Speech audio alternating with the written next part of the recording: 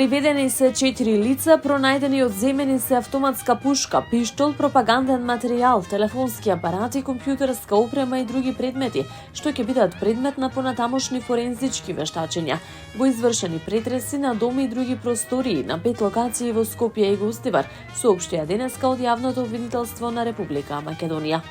За првопријавениот постојат основи на сомневања дека создал терористичка келија, во која што со активно учество делувале останатите 3 кривично пријавени лица.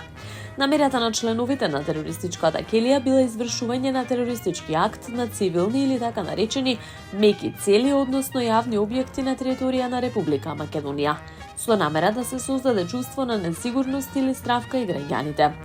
Келијата делувала од позиција на идеолошка матрица на познатата терористичка организација ИСИС и за остварување на намерата првопријавениот формирал повеќе групи на социјалната мрежа Телеграм, во кој што споделувал претходно набавен и преведен пропаганден материјал на ИСИС, регрутирал нови членови, се опитал да набави огнено оружје, набавил и упатства за изработка на импровизирани експлозивни направи, кои што потоа ќе ги искористат за извршување на терористички напади, соопшти од јавното обвинителство.